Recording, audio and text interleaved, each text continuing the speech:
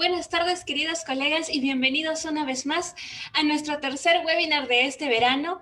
Y con mucho gusto de recibirlos a todos ustedes por aquí. Saludos a todos los docentes que nos acompañan el día de hoy, de todas las partes del mundo y también de nuestro país. Quiero empezar esta primera parte, primero nombrando un poco sobre nuestra comunidad, en la cual actualmente contamos con 15,000 miembros en Facebook, más de 2,500 docentes en WhatsApp, más de 1,210 suscriptores en YouTube y además tenemos 8,040 vistas en Google Sites. Y nos encantaría también invitarlos a que puedan visitar cada una de las plataformas que tenemos aquí. Ahora voy a hacerles algunos comentarios sobre lo que se hace en estos webinars. Así que, primero que nada, pedirles por favor que escriban sus preguntas en los comentarios con su nombre y el lugar de donde nos escribe. Las respuestas a sus preguntas y comentarios serán respondidas por nuestro ponente invitado al final del webinar en la parte de ronda de preguntas. Además de ello, al finalizar el webinar, nosotros compartiremos un enlace para llenar el formulario, el ticket de salida, el cual estará disponible por 20 minutos. Como todas las capacitaciones que se vienen brindando, estos videos se quedarán guardados en la página de Facebook, pero también estarán siendo colgados próximamente en YouTube para que ustedes puedan pasar por allí y ver y volver a repetir algunas cosas que quieran revisar sobre lo que hemos visto estos días.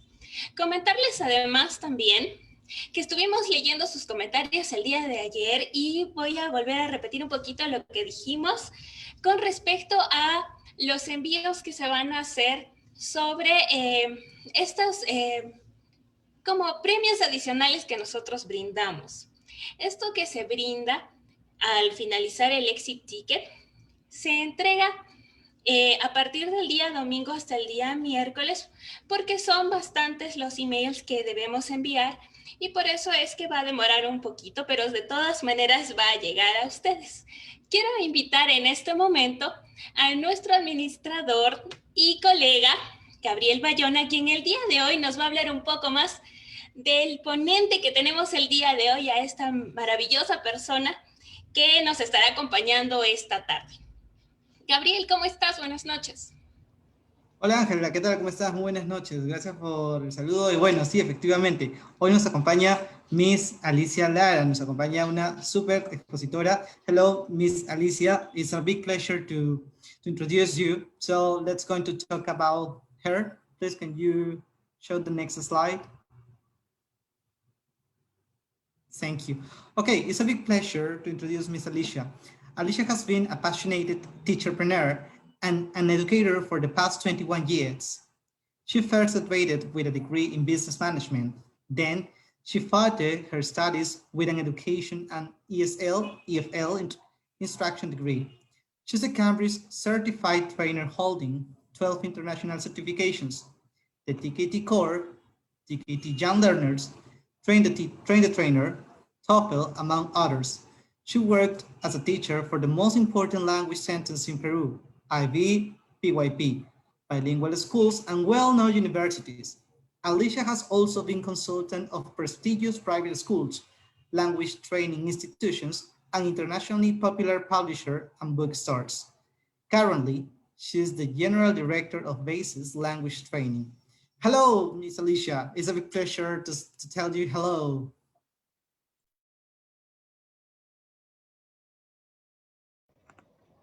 Hello, Gabriel. Thanks so much for such a nice way to introduce me. Hello, Angela, and all the English teachers in Peru team. Thank you very much for having invited me to join this lovely, evening with many colleagues, not only in Peru, but from wherever they are watching us. Should I start then? Sure, of course. One question. Can you see me now? I think I'm having some trouble with internet. Can you see me? My camera is on. My camera and my mic are on. Yeah, we can see you. Yes. Okay. Thanks so much. I was getting a bit nervous because of this. But well, this is part of the new normal. I think our lives have definitely changed, and it is going to be for good. It will be before the pandemic and after the pandemic. And this about having trouble with internet connections, internet connectivity, or cameras on or off whenever they are not supposed to be on or off, same thing as with the mics, is for sure going to happen. It's just about getting used to this new lifestyle. Okay, so there's no problem with this. In case something happened with my internet connection, do not worry, I have the backup. I will be using the cell phone's internet then. Give me a minute to share my screen, please.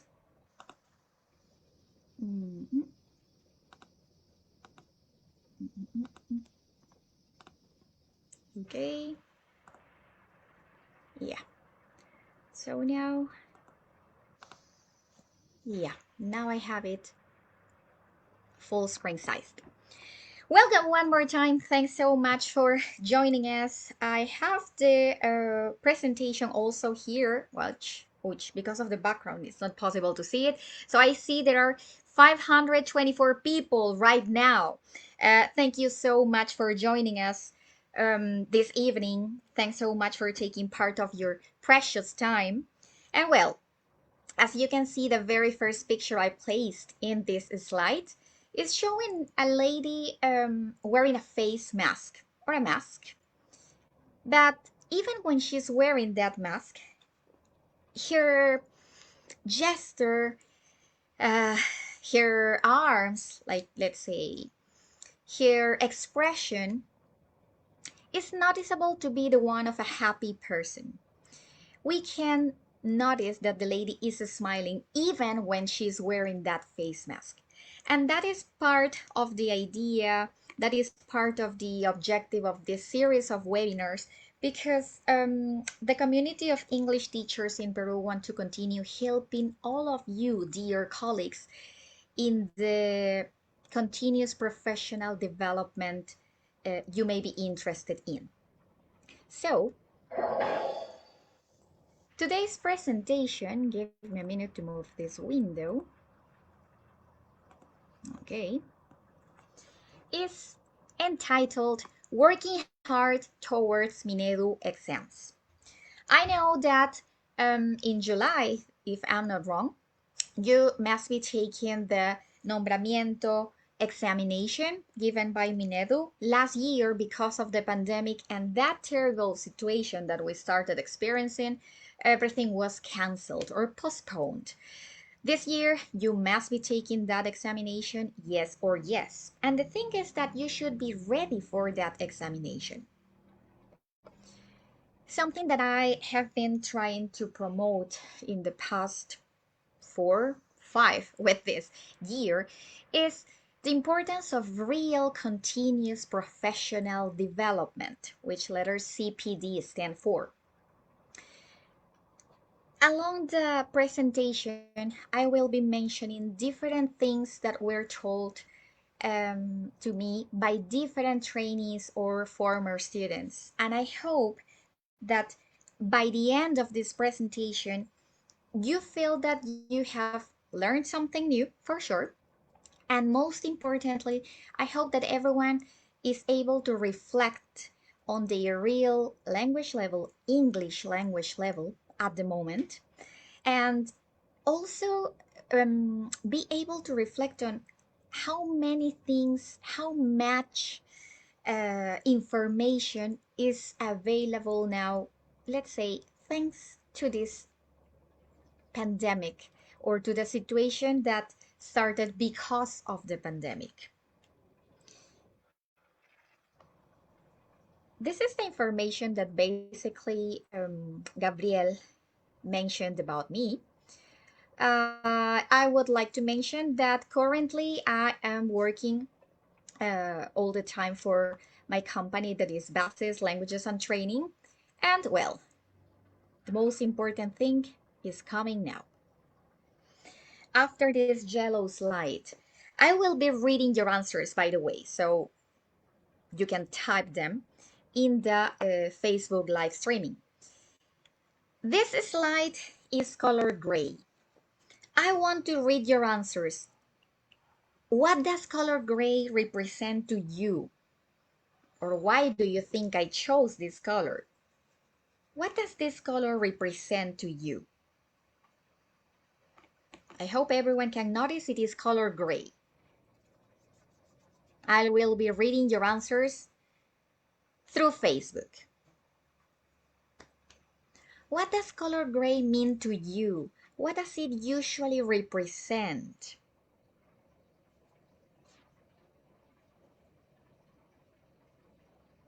Winter, says Orieta. Serious, says, which, too fast. I lost the name. Sadness, yes, a couple of teachers say sadness. School days, say someone else. Cold. Sadness. You see, the most of people think the same about color gray. It represents sadness. Thanks so much for having typed your answers. Someone else is typing that Eva. I think it's mystery because it is no white and not black, she says. Well, neither black nor white, that's right. The thing is that it all depends. As the English saying goes, beauty is in the eye of the beholder. So I am sure that for many of you, maybe gray is your favorite color, or maybe one of your favorite colors. But the most of people usually associate color gray with sadness, winter even. For the ones who live in Lima, you must have heard that Lima is called La Ciudad Gris, La Ciudad del Cielo Gris even. Some other people also recall school days because in our school days the uniforms were gray. The point is that I chose this color because of the situation that started happening last year, the pandemic. Let's go in order. We had been promoting this about human skills, soft skills, the effect of affect, try to teach in a very loving way to our students, the importance of emotions, the importance of being close to our students, and all of a sudden, the pandemic. Then they told us that if we want to be healthy, if we want to stay healthy, we should respect the social distancing. We cannot hug or touch people or kiss our friends anymore. Nowadays, it is said that we have to respect a certain distance among each other. And that makes things quite difficult, especially because from one day to another, we had to start teaching online, if it was possible. In other cases, I know that you have been teaching through WhatsApp, which is not necessarily an interactive way.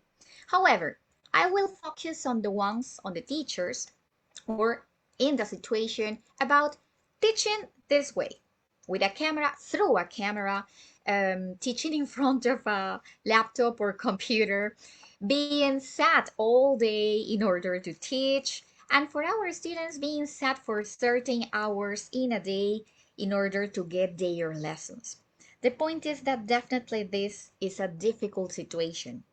One of the things that I normally ask my students is to please turn on their cameras, because it is not so nice to see a black window in front of me. And if I am not going to be able to touch people, to kiss while greeting my students, at least it would be nice if I could see their faces or their smiles through the camera. All of this is very important in our context because everything changed. However, something that remains being important is the fact about having to continue with our professional development and sorry to tell you that especially these days, there are no excuses because the most important international organizations have been offering webinars for free. I am mentioning institutions or organizations like IATEFL or TESOL, Brass TESOL, different countries TESOLs in fact. And what else? Different publishers have also been offering webinars or workshops. I am talking about Pearson, if you have heard about them, or Macmillan, if you also have heard about them. And the point is that because of the pandemic, everyone is considered that difficult and struggling situation many teachers are passing through. And these events are given for free, just like this one's given by English teachers in Peru too. If we then start thinking about the importance of our continuous professional development, how much is it that we do in order to continue improving our English skills? Especially now that as I was mentioning, there are many opportunities to attend webinars that in the past were very difficult to be attended, of course, because it would have involved us traveling to Europe, traveling to America, traveling to different parts of South America in order to be there participating of the event. And as a first point, let's please focus on the questions that I will be showing. This part is also interactive, by the way. I will be reading your answers through the Facebook streaming, so please type them. Do not Google. Right now, it is not your opportunity to Google. Not now. Do not look for the information. Do not use your cell phones. Only concentrate on this. If you know the answer, excellent. If you don't know the answer, try to think about it. Maybe you recall the information. And if you don't know, don't you worry, we'll be giving the answers. First question then.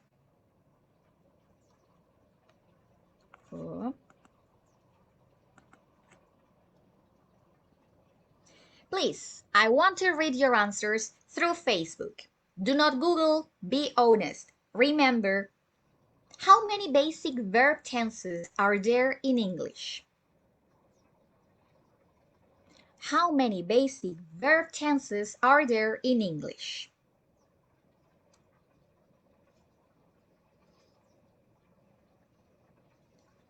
Let's see. 9 says someone. Present, past, and future. Okay, those are the three main ones. 100? No, not 100. Which? I got lost. Give me a minute. That because of a phone call, I missed the presentation. Give me a minute, please, to continue reading you. Okay. 3. Present, past, and future. Say someone else. Says someone else, sorry. No idea, says someone else. 3. The most of you are answering past, present, and future. Those are the three main genital tenses. Present, past participle, infinitive, past simple, past. Okay, there are a lot. Another teacher says. The answer is the following. Of course, we have three main groups. We have present tenses, past tenses, and future tenses. We can say that the main basic tenses are 12. We could even say they are present simple and present continuous, past simple and past continuous, present perfect and present perfect continuous, past perfect and past perfect continuous, future simple, future perfect continuous. I think I already mentioned the 12 tests. Yep, those are the main verb tenses. Another question. What verb tense do you use if you want to talk about an experience? So there is this experience of yours you want to talk about. What verb tense do you use?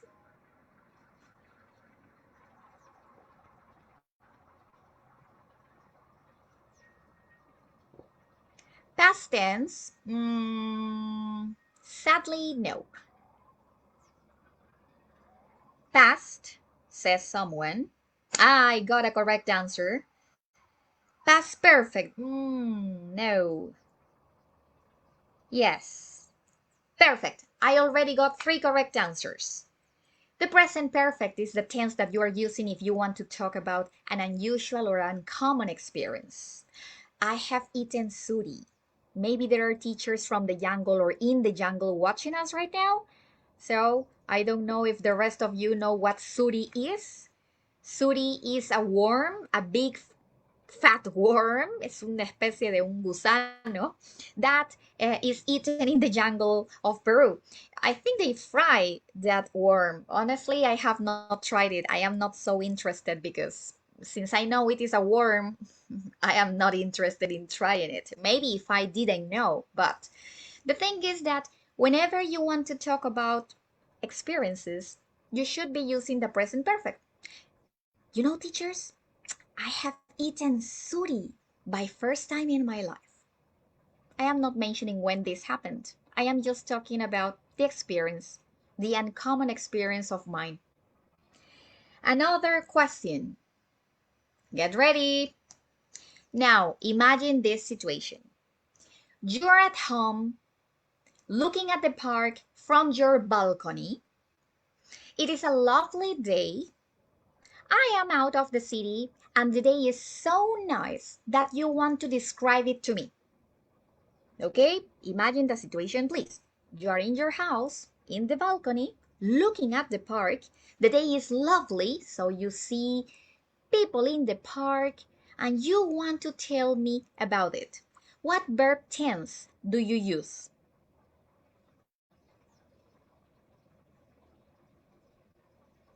One correct answer, 2 correct answers, 3 correct answers. Yes, in this case, I think the situation became more familiar to all of you. It is the present continuous or progressive, as you call it. Normally, when you describe what is happening in front of you, around you, you should be using the present continuous tense. So according to this situation, maybe you could say, hey, Alicia, you know, the day is lovely. There are some children playing in the park, and there is a couple kissing.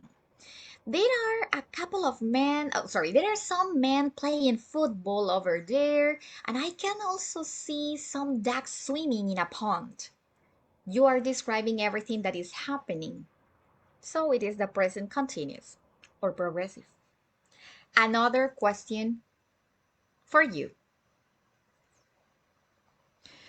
We are thinking ahead about the number of infected people with the COVID by December 2022. What verb tense do you use? Do not Google.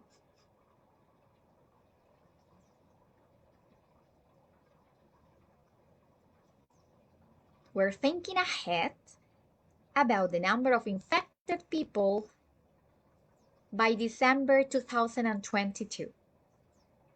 Future, but what type of future?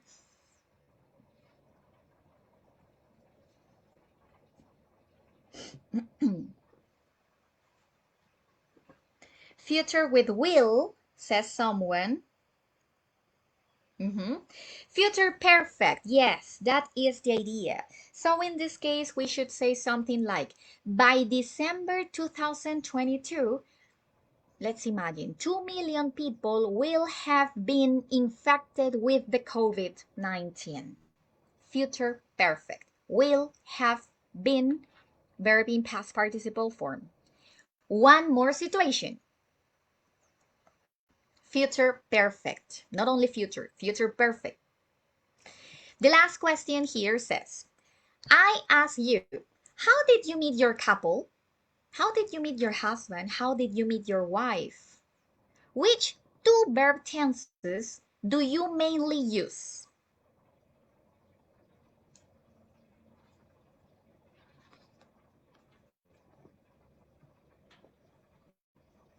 Think about it, without Googling, of course.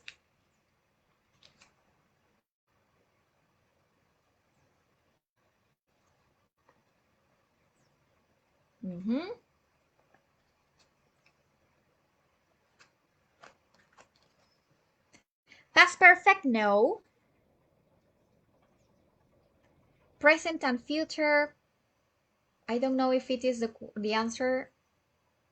Well, 1, 2. Past tense. Past tense is going to be one of the tenses that you will be using.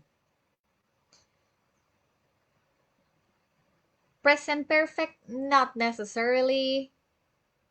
The people who took the English refresher course in 2019 no tienen perdón de Dios si no veo sus respuestas. How did you meet your husband? How did you meet your wife? Which are the two tenses that we should be using? The past simple and the past continuous. It is exactly the same that happens in Spanish. Estaba conversando con unas amigas cuando se me acercó Pablo. So it's exactly the same. I was chatting with some friends when he came to me. Past simple and past continuous, or past progressive, as you call it. So these are the two main tenses that you should be using. In this first slide, you must have noticed that we were focusing on grammar, basically. Tenses, let's mention it is like a review of different tenses. And now let's move on to something different. Now we have more questions, so move your fingers because you will continue typing. The following questions are about which? What happened? Yeah. Methodology, our teaching practice, not grammar anymore. Not about grammar anymore. First question, without Googling, what is the CEFR? Or what do these letters stand for? And maybe then you can explain it. What is the CEFR? Don't you Google, I trust in you. Framework, says someone. Yeah, this is one of the words.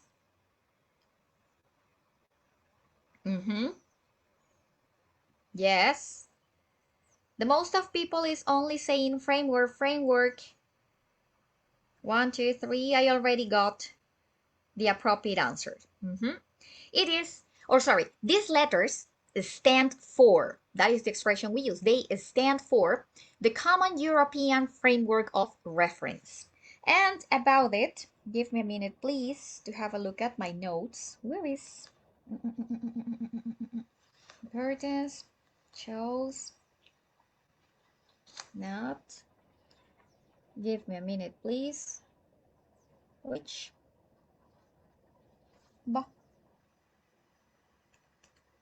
too many post-its over here. But well, that is the Common European Framework of Reference. That is true. Let's continue. I knew I had taken some notes about this in here. But well, that was not that important. Another question for you. What does having a B2 level mean? What does it mean if I say I have a B2 level? Ah, okay. I remember what the order was. What does having a B2 level mean?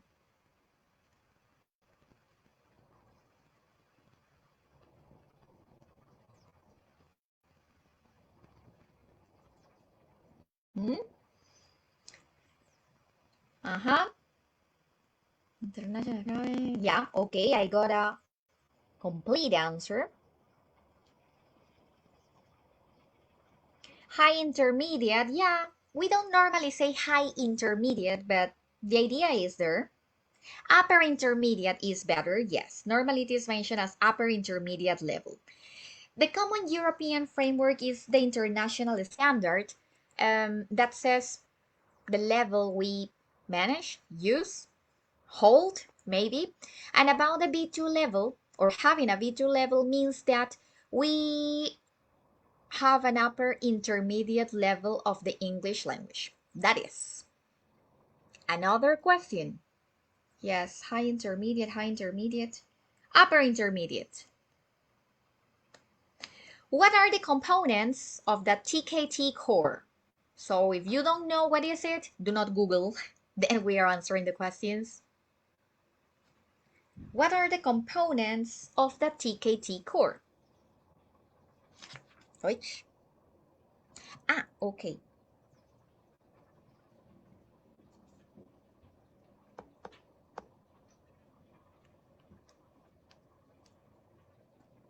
First certificate. The first certificate is the B2 first. Automatically.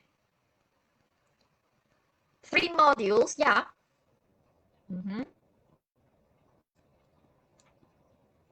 Intermediate. Yes, someone over here says that the Tkt letters stand for the Teaching Knowledge Test.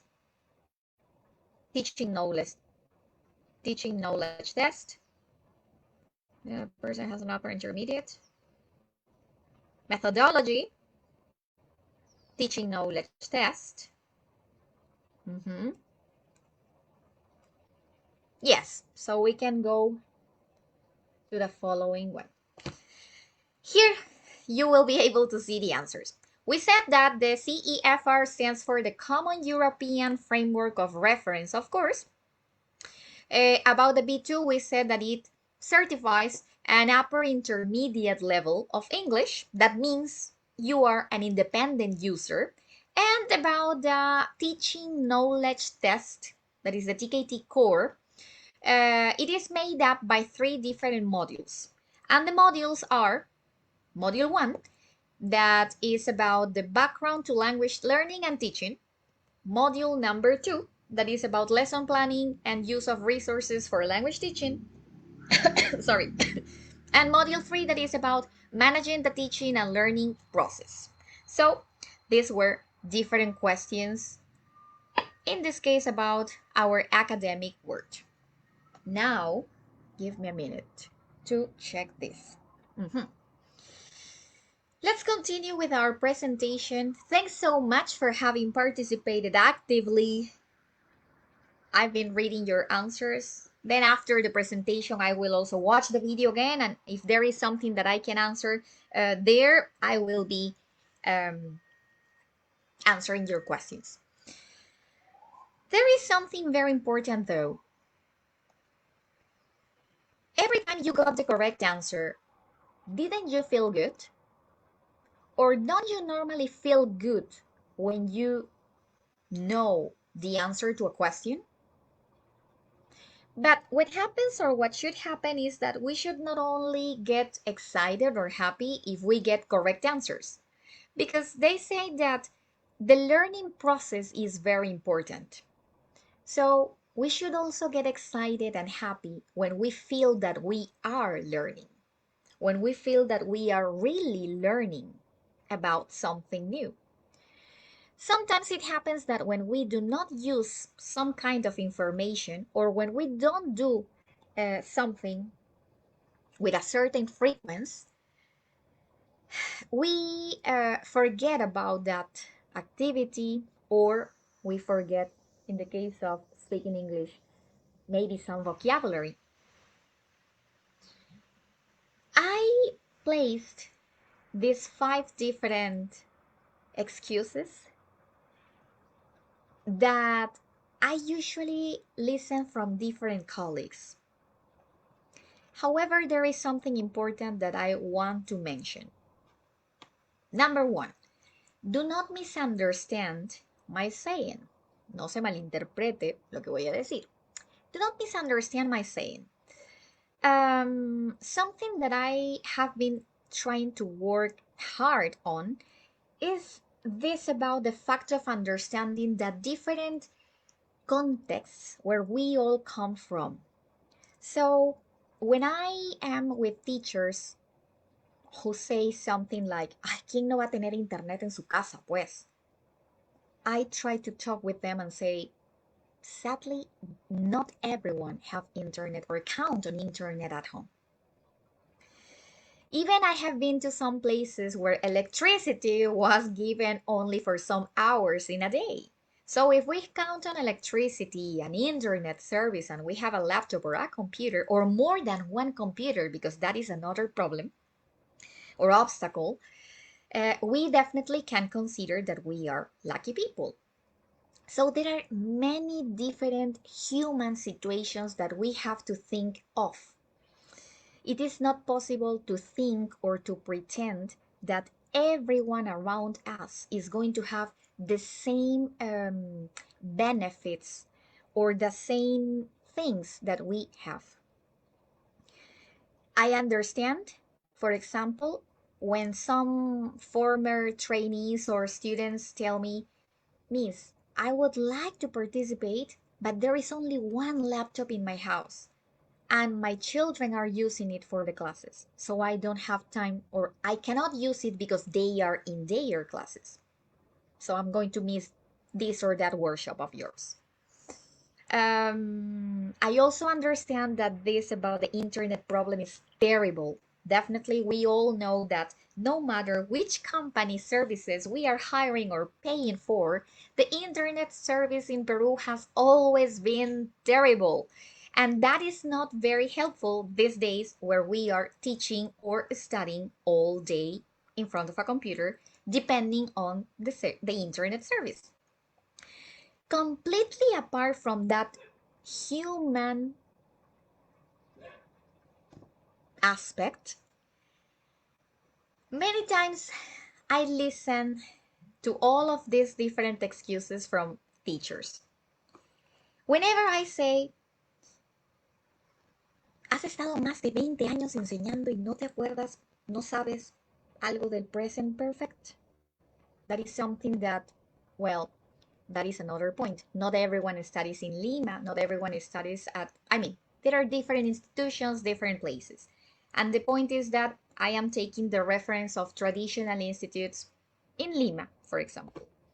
So present perfect or that present perfect is a tense that is studied approximately in the basic six level.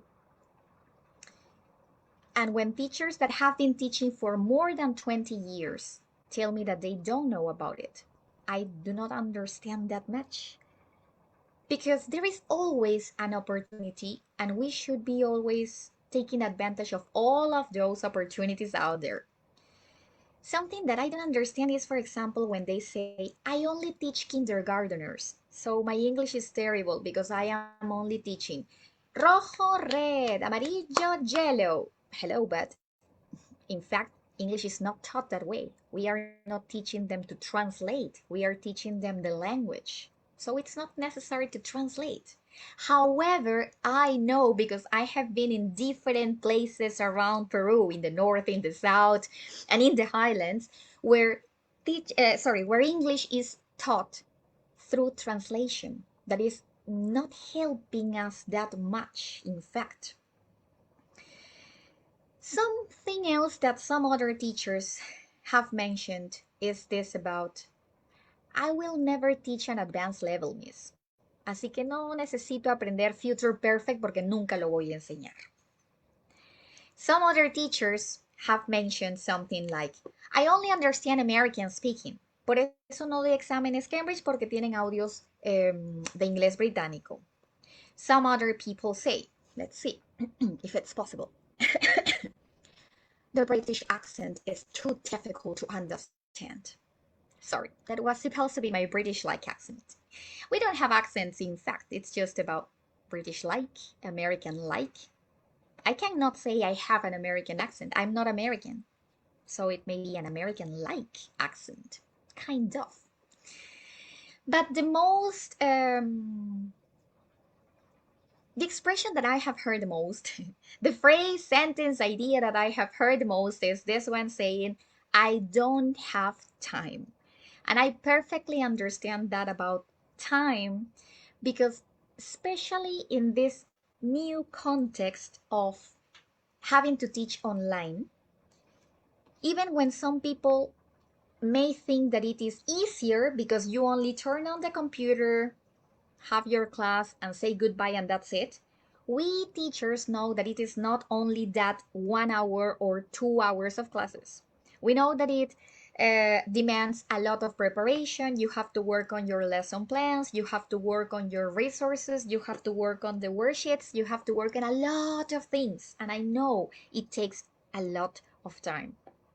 I also know that nowadays you are teaching from your houses. So you are not only teaching, because in the past, before 2020, you went to your schools and your children or teenagers in general went to their schools too.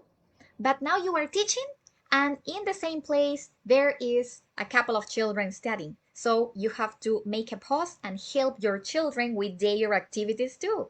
And that is definitely very complicated. I know and I understand that. However, I will insist, because of the pandemic, many institutions and organizations have been offering different webinars, seminars, conferences for free, apart from the other places that are offering others with a certain fee, of course. But the thing is that what should motivate each one of you is the fact about continue learning and improving your English level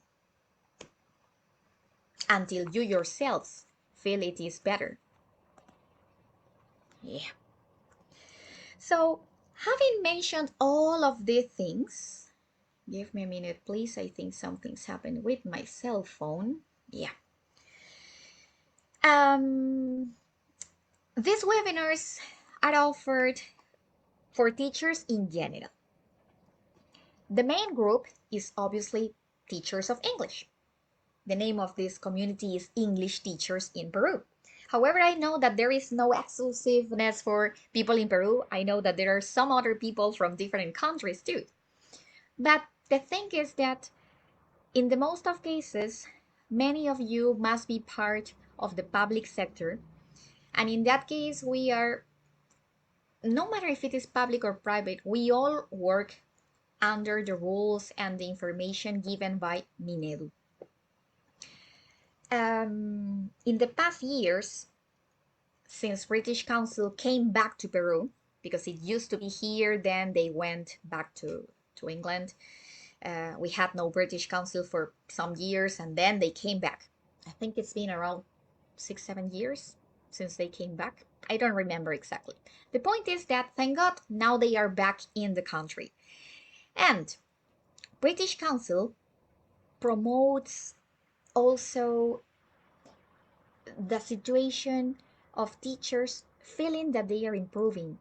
The British Council is always motivating you to continue studying.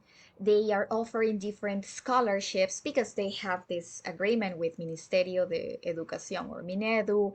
And in some other cases, even the scholarships they offer are asking you to demonstrate that you have a B2 level, which is given by, for example, the Cambridge English examinations.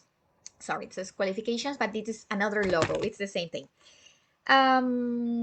Last year, for example, I remember that in summertime, many teachers were quite sad because they wanted to apply for this scholarship about the summer school, I think it was. Yeah, the British Council Summer School, 2020, before the pandemic, thank God. But at first, the British Council was asking, as part of the requirements, that teachers should hold a B2 level, certifying 4 skills.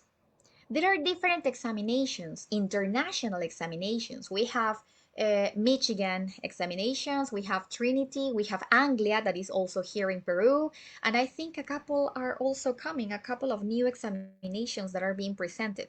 We also count on the ELASH, provided by one publisher in here, that is Anglo del Peru. And the thing is that, for example, the ELASH examination also certifies the B2 level, but only with 3 skills, not 4, because there was no speaking or no interview in that examination, for example. The point is that Many teachers became sad when they got to know that they needed to certify a B2 level about the 4 skills because they said, okay, so then I cannot apply for that scholarship. In the end, I think the British Council also considered the aptitude examination that some teachers had already taken in a previous summer school.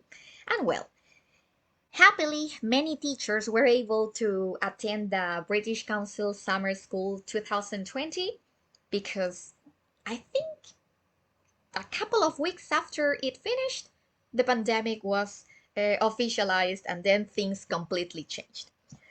So, sorry. Now that we are talking about minedu, the British Council, and Cambridge examinations, and I will insist, Cambridge is not paying me to promote their examinations. I wish they would pay me, but no. It's just that here in Peru, among teachers, their examinations became the most popular. It was because of marketing? I don't know. But the thing is that definitely they are very popular nowadays. Many schools, many universities, many places are asking people, teachers, for these Cambridge examinations.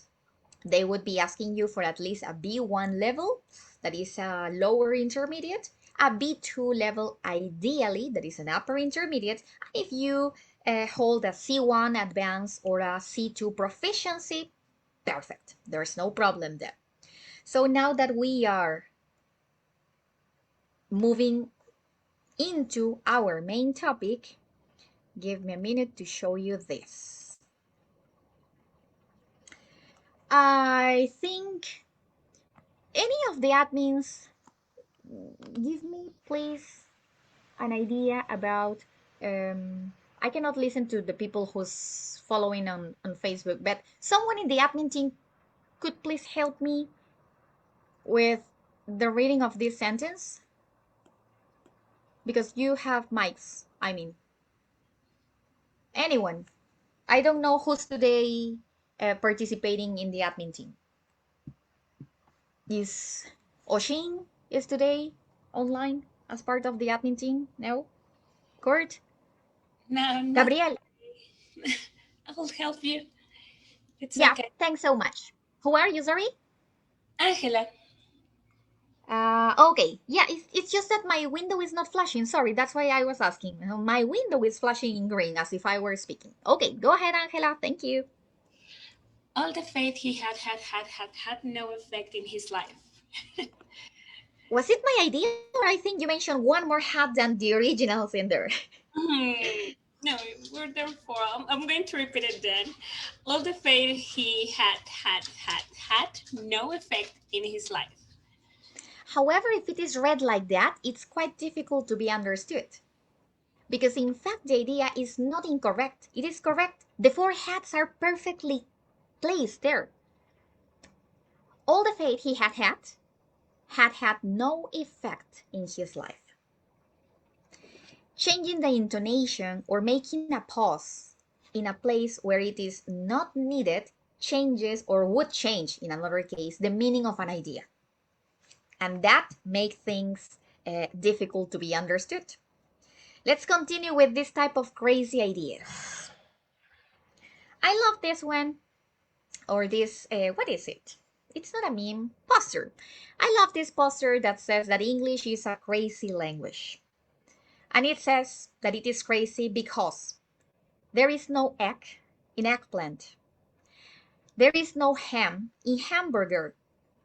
There is no apple or pine in a pineapple. English muffins were not invented in England. Quicksand can work slowly. Boxing rings are square. And a guinea pig is neither from Guinea nor is it a pig. And obviously, you will be able to continue reading the rest of crazy things that are mentioned here. But the point is, yeah, yes, English is quite a crazy language.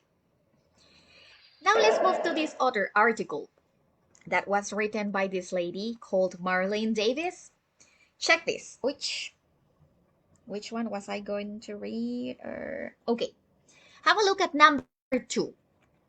Number 2 says, the farm was cultivated to produce produce. It is different. Even when the two words are written the same way, one is produce and the other one is produce. Later you will be able to look it up in the dictionary. What is the difference between one and the other? But it is not possible to say them or to say both words the same way. They are different. The farm was cultivated to produce produce. Or another example. We must polish the polished furniture shown at the store. We must polish the polished furniture. The words look exactly the same. In this case, they are pronounced the same way, but they have different meanings, completely different meanings. And then you will be able to read the rest of crazy sentences that are here. I will be sending the information and the materials to the English teachers in Peru admin team, and they will be sharing it to you. Or if you have not gotten them before, of course. But the thing is that definitely English is a crazy language. And now give me a minute. I think I should stop here. Just give me a minute, please. Because I want you to listen to something now. Give me a minute, give me a minute. Okay, where is it? Now it is here. The first audio is... Give me a minute, please, that I have all of my notes here.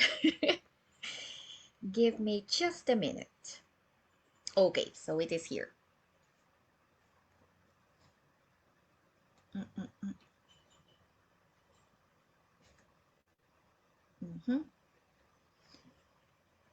Okay.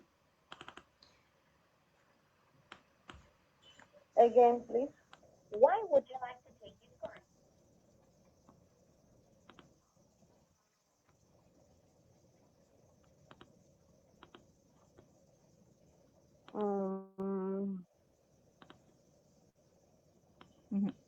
Okay, now please listen to the following audio. Again, please. Why would you like to take this course? Is it possible to listen? Show me thumbs up, someone in the admin team, if it is possible to listen to this. Yes? Yeah, perfect, thank you. So I will repeat it one more time. Again, please.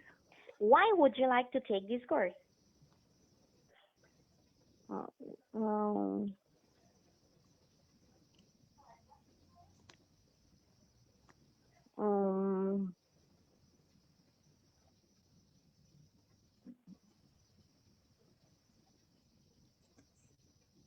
I don't understand, Miss. Another question. Give me one example using the present perfect. Present perfect.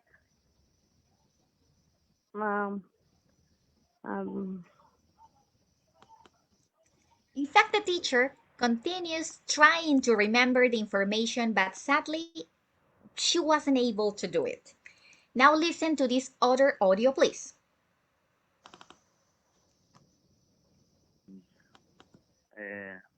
Also to join to carrera pública magisterial too, in some years, I think so. Please, teacher, give me one example using the future perfect. Future perfect. Future perfect.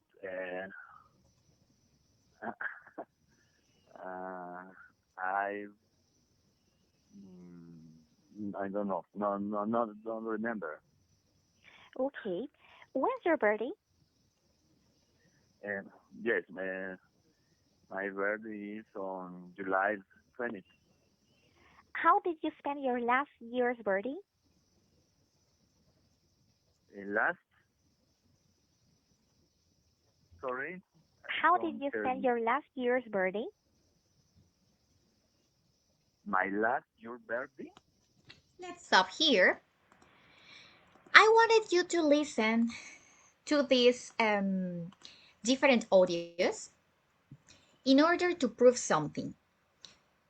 Sometimes we aim at studying or to get ready and prepare for a certain level.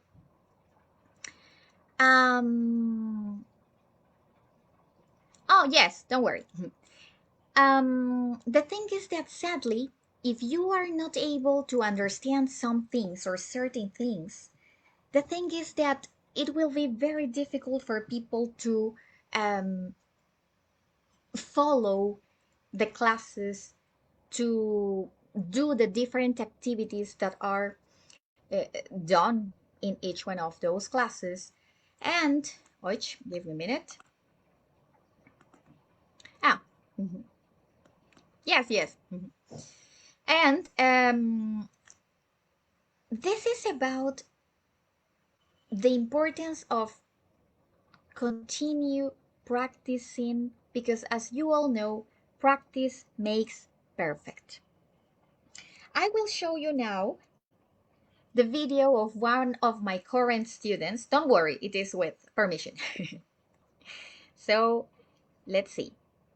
It is one short video. It doesn't take that much time. Don't worry. Please don't. Yeah.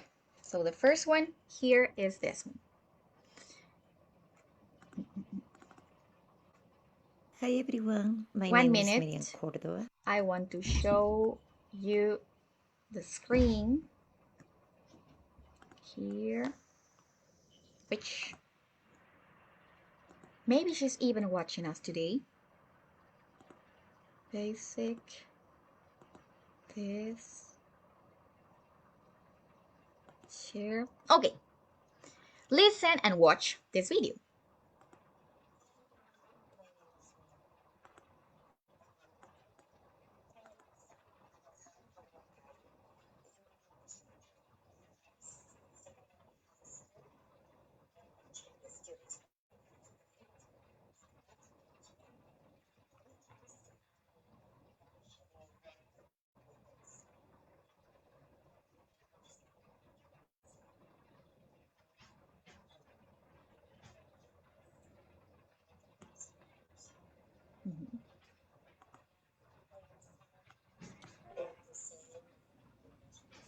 I'm sorry, I think we cannot hear. No? Yeah. Course. Oh, We can listen, miss. We can't. oh, yeah. So only the first part for not repeating everything. Something must have happened. Give me a minute.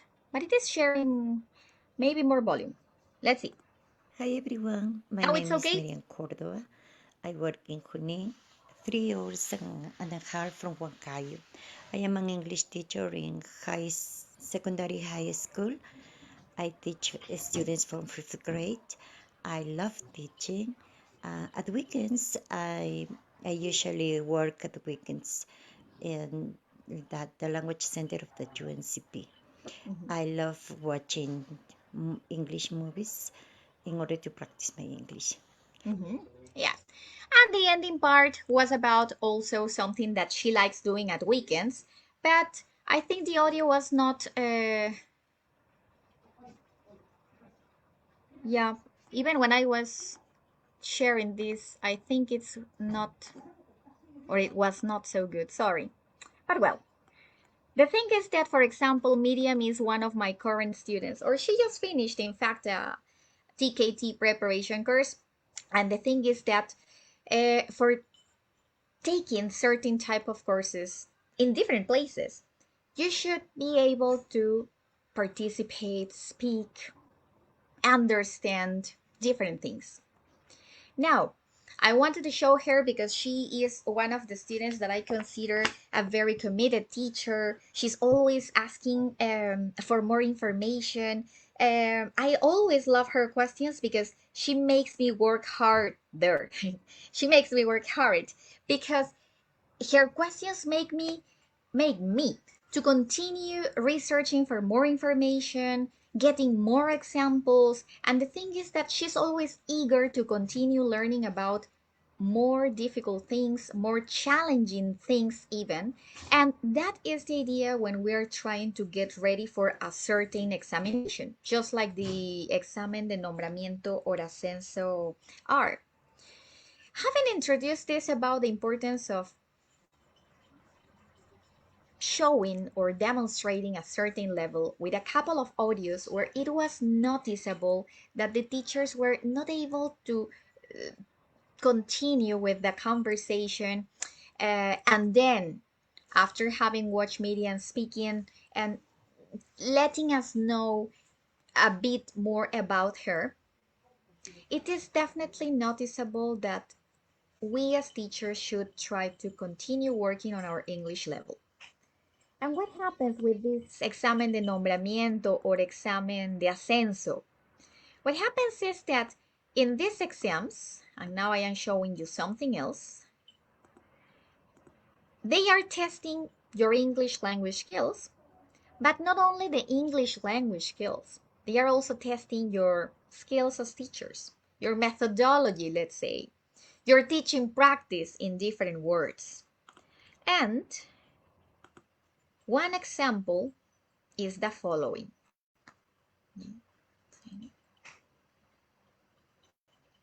Here. Now get ready because you will be typing again.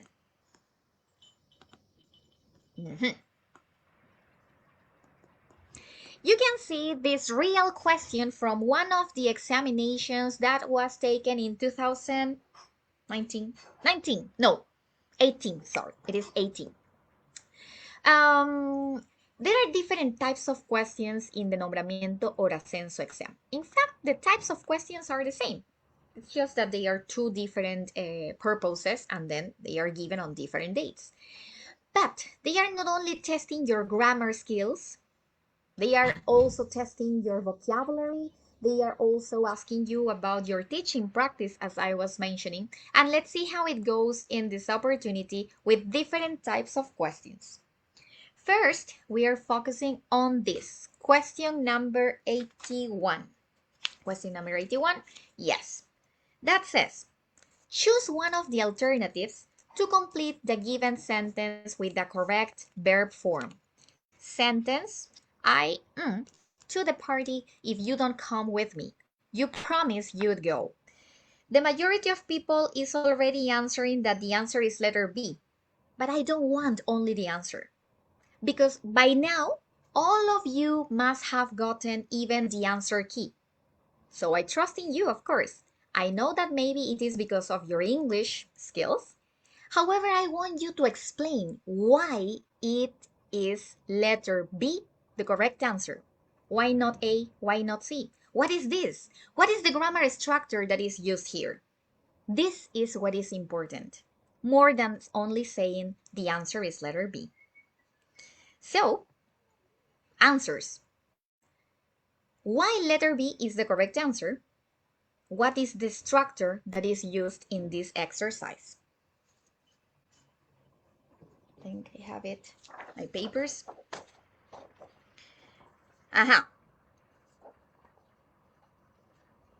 Yes, so the most of people here is saying that it is about conditionals. Conditionals.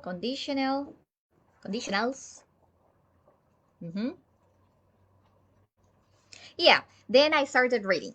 First conditional, now it is okay or complete. This structure is about the first conditional.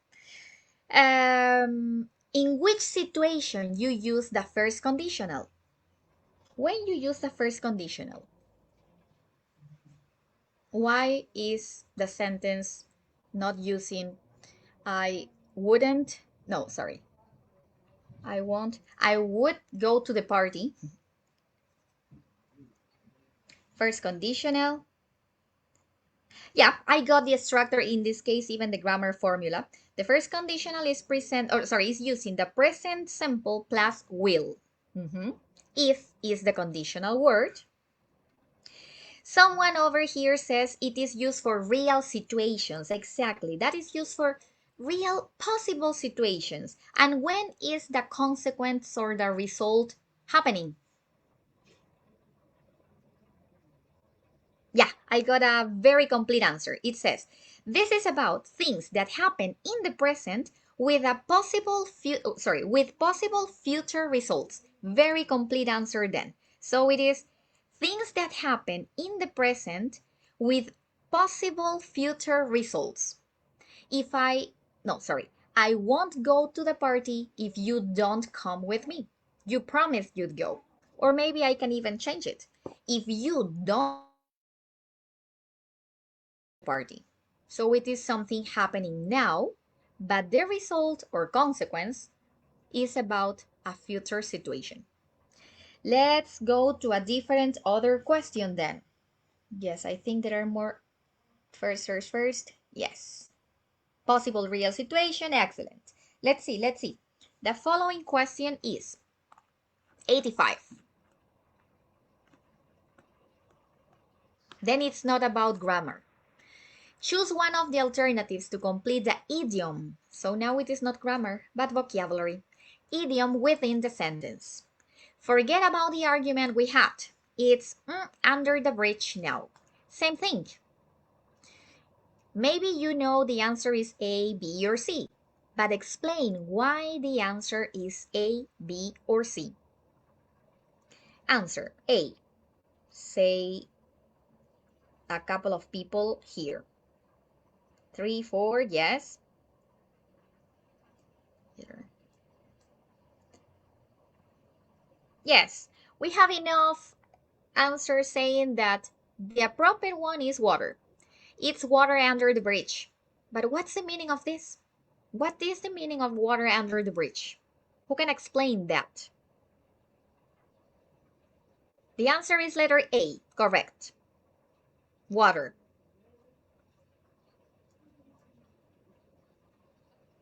Everything being a terrible electrical storm here. Okay, no, someone is saying that there is a storm in the jungle and is suffering with the internet connection.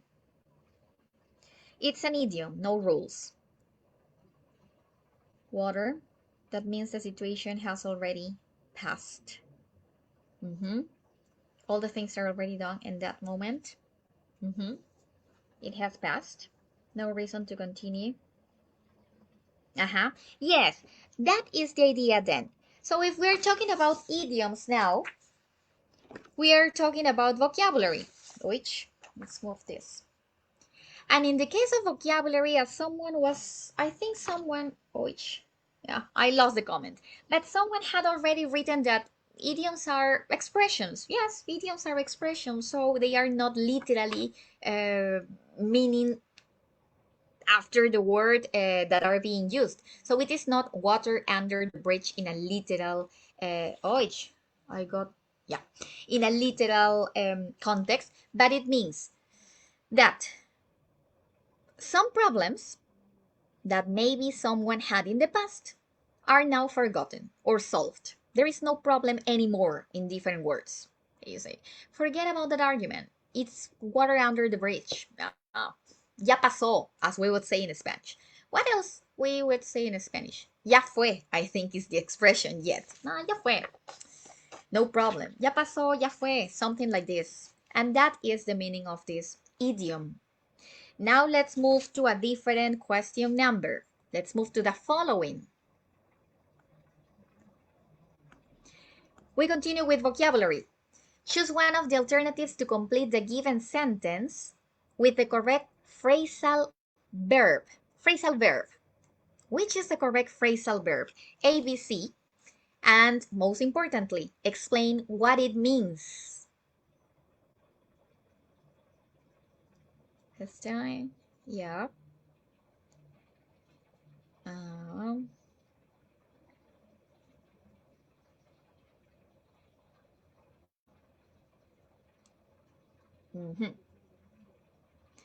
Someone says it is letter B. No, letter B. So if you were thinking about took off, it is not.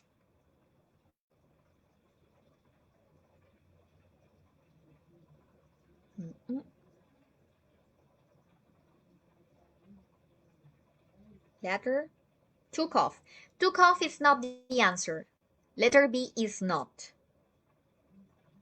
better other versions.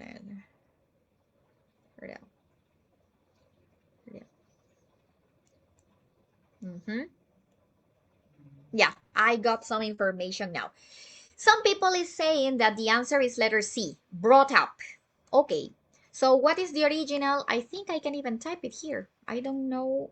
No, I cannot type it. Yeah, brought up, letter C. Its original form would be bring up. And what's the meaning of the phrasal verb bring up?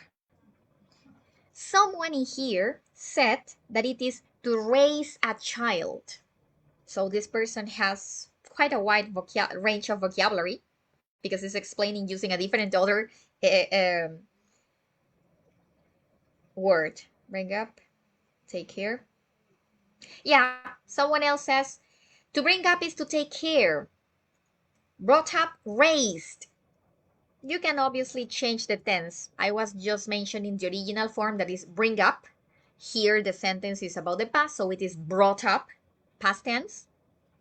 And then, most importantly, the meaning. Yes. Rise, but not R-I-S-E. It should be R-A-I-S-E. I thought I could, I don't know if I can type. Yeah, I can type. This is the correct answer. I thought I couldn't. I can. Sorry. So let's draw a happy face over here. Not A. We only need this. This is the correct answer. Some people is saying this. To raise a child. Please do not confuse with rise. That is a different verb. So the idea is to raise a child. For the ones who are not familiar with these words, criar in different words. So the phrasal verb that is the appropriate one is letter C. The couple brought the child up after his parents had that accident. So it is. La pareja lo crió. That's it. Lo cuidó, maybe you would prefer to say. Another one. Question. Let's go to question number 88. I like it. Question number 88. A bit of grammar again. Choose one of the alternatives to complete the given sentence with the correct relative pronoun. So we know that grammatically we are focusing now on relative pronouns. Relative pronouns. Answer. Let's see. Answer. That helps.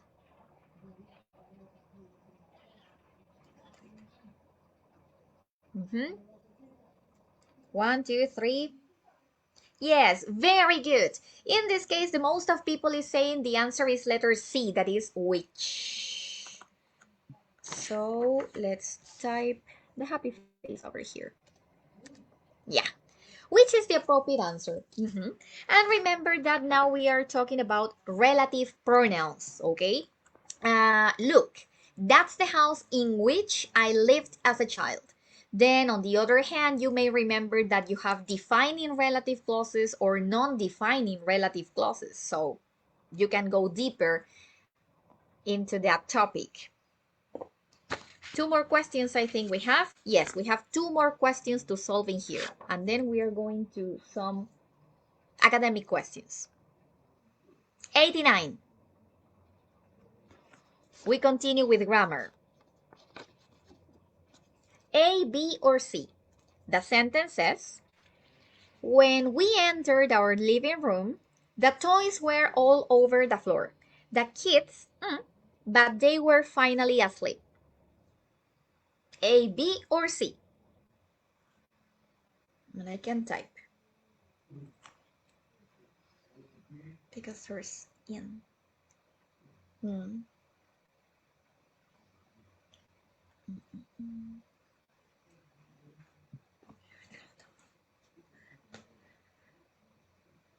Has been.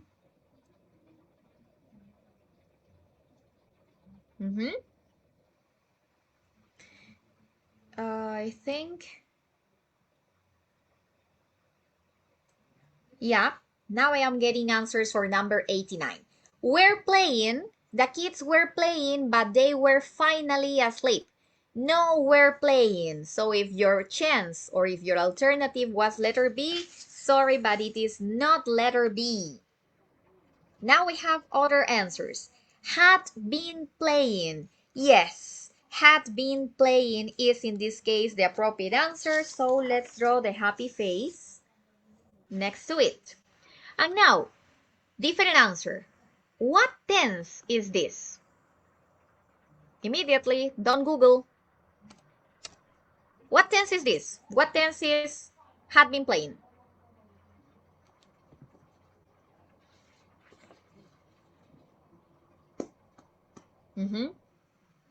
Past continuous, it isn't. No past continuous. No present perfect continuous. Yes, it is past perfect continuous. So it is naturally used, as you can see here. When we entered our living room, the toys were all over the floor. The kids had been playing, but they were finally asleep. So it means that they fell asleep, something that happened in the past. But before that, some other action was had been happening. That is, they had been playing more in the past, if you prefer to mention it like this. The last question here. Yeah. Question number 90. Choose one of the alternatives to complete the given sentence with the correct verb tense. We continue with grammar here. Verb tense.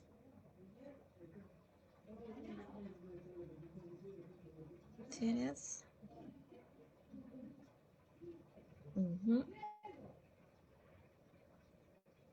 1 minute that I am still getting these previous answers.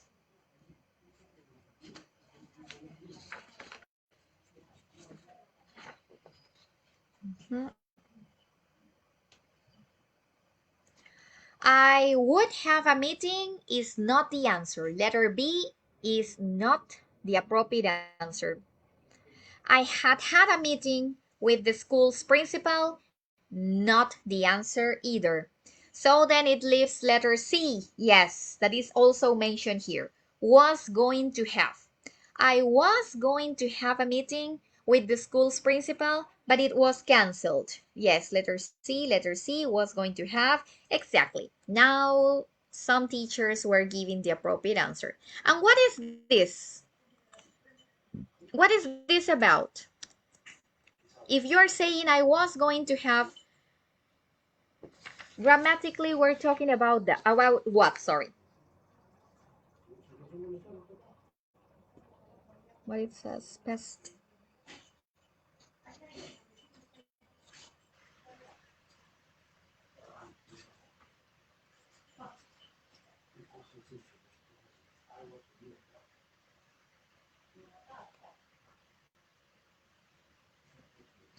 I think you're getting confused with the past continuous. That is, I was going to do something. I was doing something. So you are confusing here the past continuous tense. I was going to my house would be past continuous. I was going home. Future in the past. Yeah, kind of. Someone says future in the past. That is, plans. Plans, but in this case, they are in the past. Because you are saying, I am going to do something. I am planning to do something. So, what we are focusing on in here refers to plans. Something that you are planning to do. Something that you, yes, something that you are planning to do. But in this case, it is just about information in the past. I was going to. Plans in the past. That is what was meant by future in the past. I was going to do something, but it didn't happen. I was going to have a meeting with the school's principal, but it was canceled. So basically it is plans about the past. Plans are usually supposed to be for the future. This is what you are saying here. Future in the past. So it is plans in the past. Then let's have two final questions before we finish with the information in today's presentation. Now let's move to academic types of questions. 52. So, no, too much. Consider. 60. 2. Okay. Here it's the question. Now the situation is this. This type of questions are similar to some of the questions that make up the TKT examination, the teaching knowledge test. They are case studies or casuísticas, as you call them. They ask you to imagine a certain situation, and what you should say or answer is the appropriate thing to be done in that situation. Here the situation says, Martin wants to help his students improve their speaking skills. Before starting a speaking practice, he provides them with the following expressions. I wouldn't be surprised if, knowing him, he'll, or I bet. Considering the expressions provided, which is the language function that Martin wants his students to practice? A, B, or C? Considering the expressions provided. Let's see.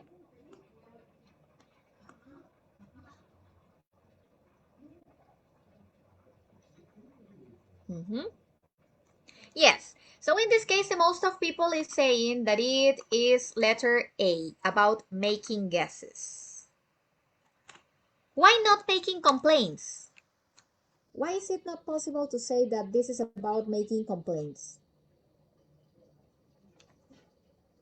We know the answer is letter A, but why not making complaints? Making guesses?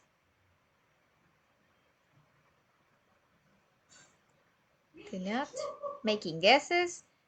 Letter A, yes, letter A is the correct one. Making guesses, yes, it is the answer. But why?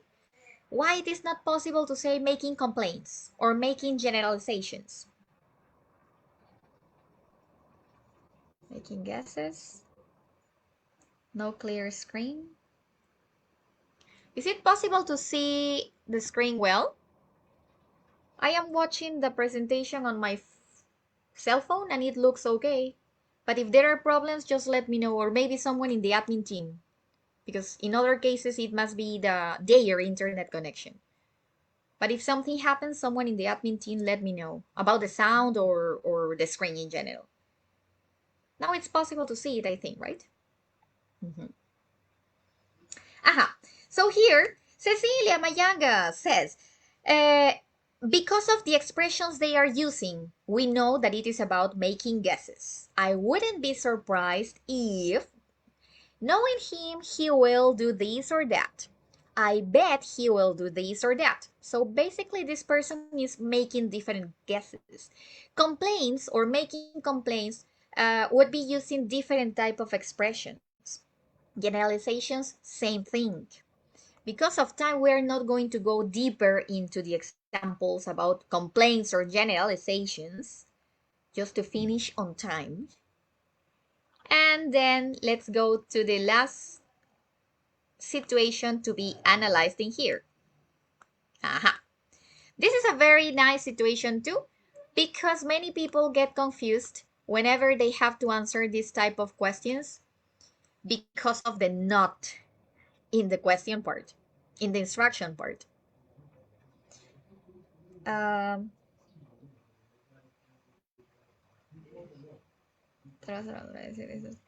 Admin team, can you see me well? Because some people is saying that the screen is blurry.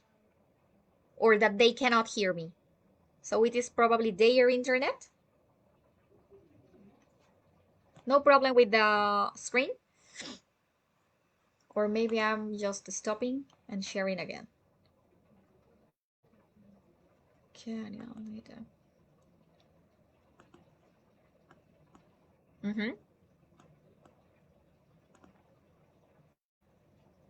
Thanks. Yeah. Some people is saying here on Facebook that the screen is blurry, borrosa.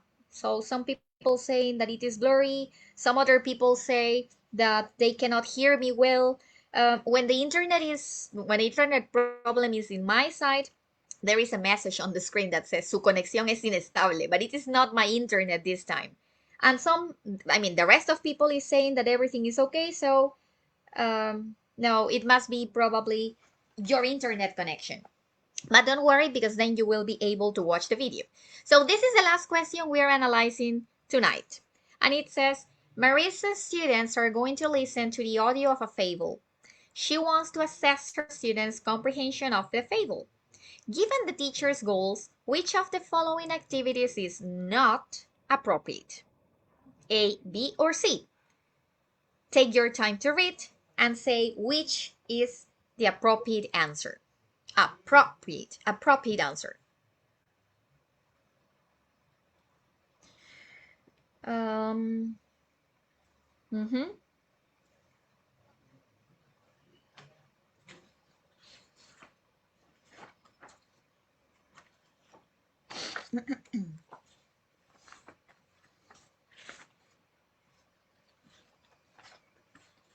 Yeah, now I have my paper here. People say letter A. The teacher plays the audio of the fable once and tells the students to listen to it. Letter A, sadly, is not the answer. So goodbye, letter A. I am placing an X, so you will know that it is not the answer. Yeah. Letter A? No letter A. Where is my X?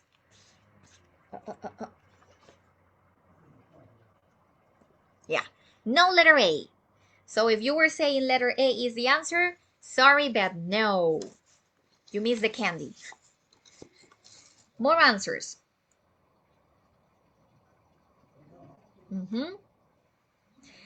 Letter C. Again, letter C, sadly, is not the answer. So it means that in this question, the appropriate answer is letter B. Now, this is what happens. The most of people usually get confused with this type of questions because we are used to receiving questions like, ¿cuál es la situación correcta? ¿Cuál es la alternativa correcta? We are not so used, unless we're at university training, ¿cuál no es la respuesta correcta? But the thing is as easy as I will mention. If the question is asking you to choose the not appropriate answer, what is easier for you as teachers in this case? It is easier for you to discover, to see, to find the appropriate answers. So in this case, let's analyze the situation again. Marissa's students are going to listen to the audio of a fable. Okay, just in case you don't know it, una fábula. She wants to assess her students' comprehension of the fable. Given the teacher's goal, which of the following activities is not appropriate? Not. So, looking for the answer that is not appropriate may be quite difficult for the most of people. Maybe. It depends on your strategies or skills, but it may be difficult for many people. So what you can do is the easy thing. The teacher plays the audio of the fable once and tells the students to listen to it. Then she writes some questions about it on the board and plays the audio again. This time, the students answer the questions. Is this activity connected to the teacher's purpose or goal? She wants to assess the student's comprehension. Yes, say a couple of teachers. Letter A is related to the purpose the teacher has. So, if letter A is correct according to the teacher's goal, it is not going to be the correct answer because the question is saying not appropriate activity.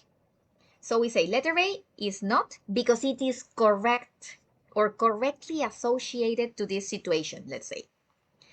The third one says, in the case of letter C, the teacher plays the audio of the fable and tells the students to listen to it. Then she gives the students a fill-in-the-blank worksheet with excerpts from the table. From the fable. She tells them to fill in the missing information while she plays the audio again. So, esto se relaciona con su propósito, giving the teacher, yes, this is the main purpose of the teacher. So, if this is connected to the teacher's goal, es correcto. Por lo tanto, no es lo que me piden. Automatically, I will have letter B being the correct answer in this case because it is the incorrect situation according to the question. The teacher plays the audio of the fable a couple of times and the students listen to it carefully. Then she gives the students a word search puzzle. She tells them to find the words they remember from the audio. But that was not the teacher's purpose. She wanted to assess her students' comprehension of the fable. And if we are talking about a word search puzzle, we are focusing on vocabulary, not listening comprehension skills, or not about the comprehension of the fable. So letter B is the appropriate answer because it is not connected to the teacher's goal in here. It depends on the technique that you prefer to use, but in my opinion, it is easier for you if you first discover or get to notice which the appropriate answers are, and then you will be able to get the answer according to what is required. Which of the following activities is not appropriate? So, in different words and in Spanish, si es apropiado para su objetivo, no es la respuesta correcta. Si no es lo apropiado, it is then. It is as easy as this. This is okay, so it is not possible to be the answer. Letter C is also okay. Her intention is to assess her students' comprehension of the fable. Excellent. Audio, repeat the audio, play the audio again, so it's okay. Letter B, no, because they are focusing here in vocabulary skills, and it is then the appropriate answer. Letter B. Here, let's read some of the comments just in case. Yes, Miss Catherine Susoni says, hi, Catherine. I remember you. She says, we have to read the instructions well, exactly. And I normally mention to my students, in general, B1, B2, firsters, I always say, I have known people whose English level is a very good level, but they have this situation about, or I don't know, this thing about not reading instructions. If the instruction says underline the correct answer and you circle the answer, así tengan las 100 respuestas correctas, it is not going to be okay because the instruction says or said underline, not circle. And what they do is, or what they think is, if this student is not able to understand what is underlined and what is circled, then the English level is not the required one. This is the thing. As some other teachers were also mentioning, we always have to read the instructions carefully. Here it is not about the classic type of questions. The classic type of question is, esto pasa, ¿cuál es la respuesta correcta? Here it is the opposite. Esto pasa, ¿cuál es la respuesta?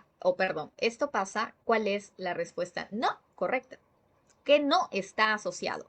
Given the teacher's goal, which of the following activities is not appropriate? Based on the teacher's goal. The teacher's goal is to assess the student's comprehension of the fable. So if the teacher is focusing on listening skills, it is going to be okay. But here they are focusing on vocabulary, and then the information is not correct. So if it is like this, then this is the correct answer for this type of questions. Give me a minute to have a look at this. And then let's share something to finish with today's presentation. Almost on time. I thought it was 45.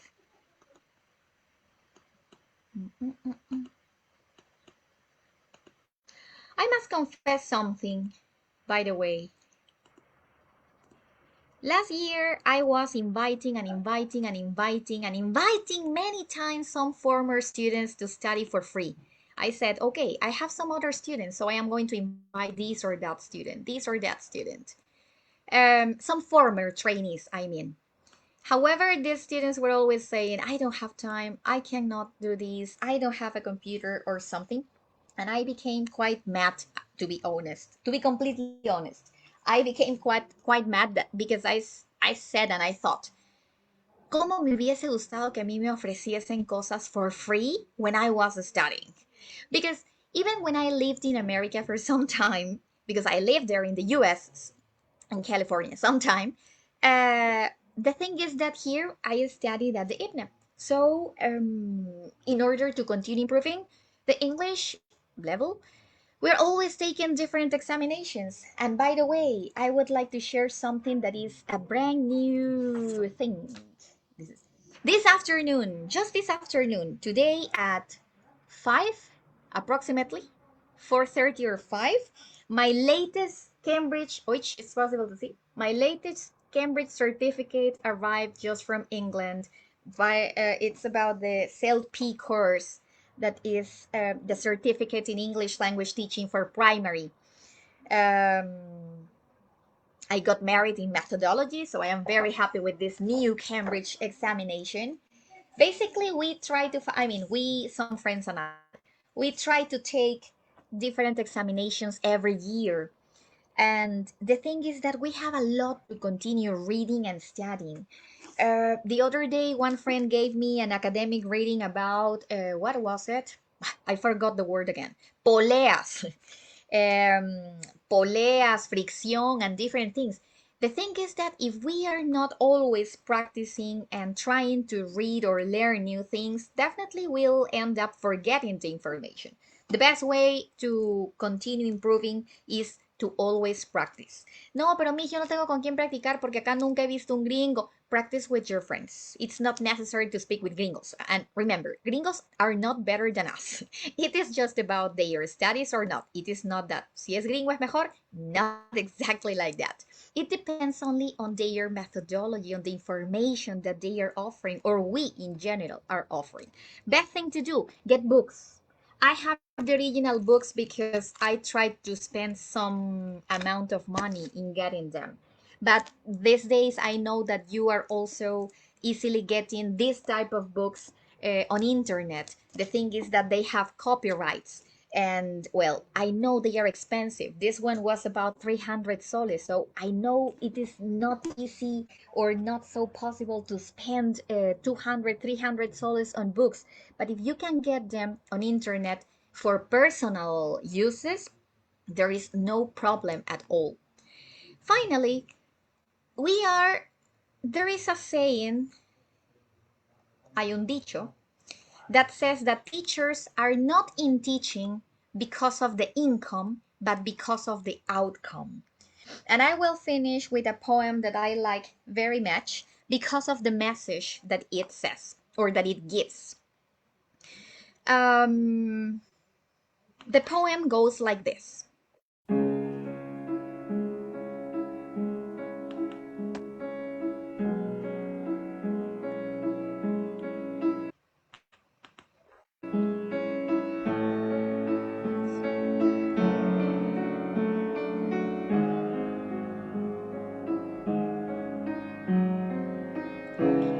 Two roads diverged in a yellow wood. And sorry, I could not travel both. And be one traveler, long I stood, and looked down one as far as I could, to where it bent in the undergrowth, then took the other as just as fair, and having perhaps the better claim, because it was grassy and wanted wear. Though as for that, the passing there had warned them really about the same, and both that morning equally lay. In leaves no step had trodden black. Oh, I kept the first for another day. Yet knowing how way leads on to way, I doubted if I should ever come back. I doubt if I shall be telling this with a sigh. Somewhere ages and ages hence, two roads diverged in a wood, and I took the one less traveled by, and that has made all the difference. The name of this poem is The Road Not Taken by Mr. Robert Frost. And I love this poem because, especially in a country like Peru, where teachers are not so respected, at least until now, where in a place or in a country where people prefer and feel proud to say, my son is a doctor, my son is a lawyer, my son is a teacher, he doesn't get such a good income. We all are teachers, and we chose the road less traveled by. So let's keep on being proud of our teaching experience, but it is also important to continue making the most of our English language skills. There are different opportunities out there. In some cases, we will have to pay some money and invest. But if there are opportunities that are for free, try to take them and make the most, not only to get a certificate, but to really learn and continue improving your English language level. Thank you very much, my dear community of English teachers in Peru. And I would like to clap the community and the admin team for having organized such a nice event like this series of summer webinars. Thank you very much one more time to all the 693 people that are online now. Thank you very much for having spent your Saturday evening with us. Here you can see some information about the social networks of the company I promote, that is Bases Languages and Training. You can find us on Facebook, that is the bases.blt. If you are a teacher in primary, you can also go to bases.byl, that is Bases for Young Learners, una página que se dedica especialmente a publicar videos e información para profesores de primaria o papitos, mamitas, niñeras, nanas. And Super Teacher by BLT, that is our Facebook fan page, offering different materials like flashcards, presentations, and also stationery and so on. Same thing, you can also find us on Instagram if you count on Instagram, and also on Twitter. Finally, and last but not least, these are my personal accounts also on Facebook or Instagram. alicialara.elt o alicialara.elt también en Instagram. That is those are, the social networks of ours. Thank you very much for having spent a lovely evening with us, or for having made of this one a lovely evening. Thanks so much, everyone, and see you around. Okay, claps for you, dear Tuli. Yeah, claps for you. Thank you. Thank you so much. It was such an amazing webinar. In the chat, we read just words of gratitude and congratulations for you. The information you share with us is very useful, and the tips you gave us also are very important, especially for all teachers who are going to take minedu's exam. Thanks for encouraging us to continue learning and improving our English level. Thank you again. Now, Kevin and I have been taking notes of some questions, and we'd like to, or we'd like you to answer them, right? Okay, teacher Kevin, are you there? Yes, yes. Thank you. Thank you so much, Miss. And thank you so much, Miss Alicia, for this webinar. Hi. I got some questions for you. The first one, it's been taking a lot of time talking about international exams.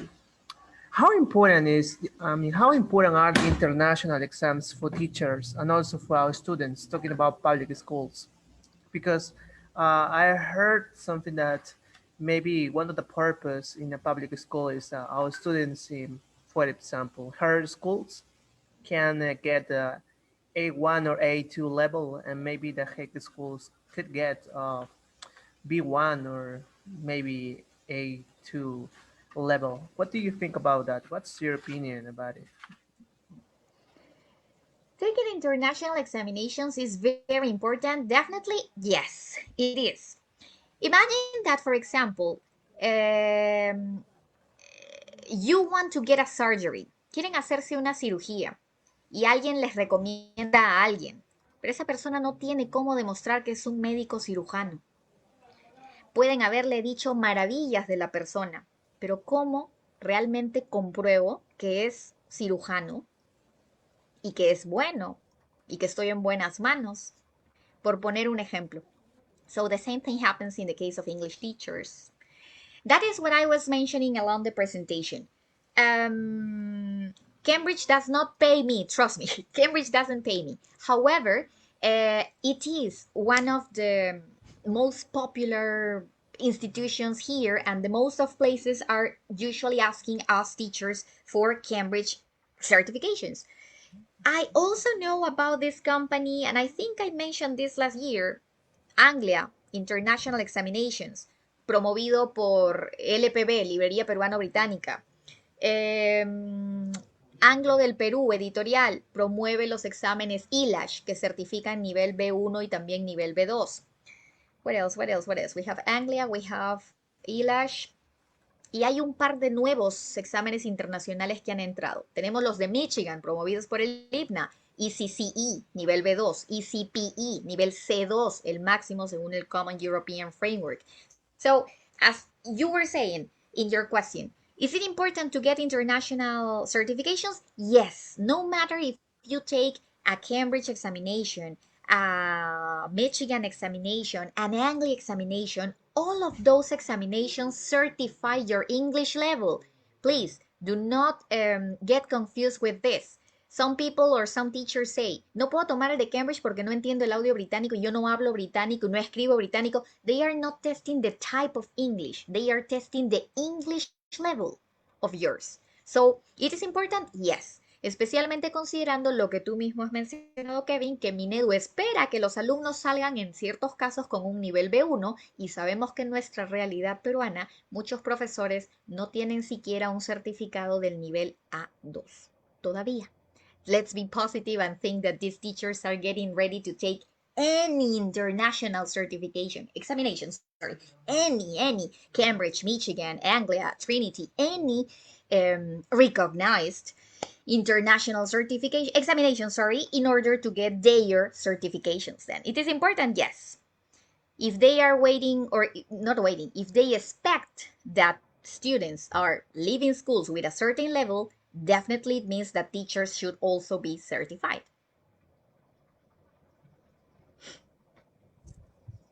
You're muted. Yeah, I heard you perfectly. Yeah, agree, totally agree. And also, I think it's a chance for all teachers to get a better level of English and also to certify, because they have many advantages to get scholarships, and also for us to know more about the language, to use it more properly, and of course to guide and support our students. Well, another question that I can have is, just give me a moment. I was looking here at this question. Do you recommend us another kind of material to study or to prepare ourselves for the English part that we have for Minedu exams? Maybe another one from the Tkt exams? Grammar. Definitely you also need grammar. you need to practice and review your grammar because, as you were able to see, in some part, I mean, a certain number of questions are about grammar, some others are about vocabulary, that even we would say use of English, and then the other ones are about methodology or strategies, teaching experience. But there are different types of questions in the nombramiento and ascenso examinations. So definitely you also have to practice and improve your grammar skills. As I was mentioning, no matter if you have been 5 years or 10 years, the thing is not that if I am a kindergarten teacher, I am never going to use or teach the future perfect. The thing is that maybe you will get the possibility to win a scholarship. Maybe you are walking around the city, your city, and there are some tourists and you can help them.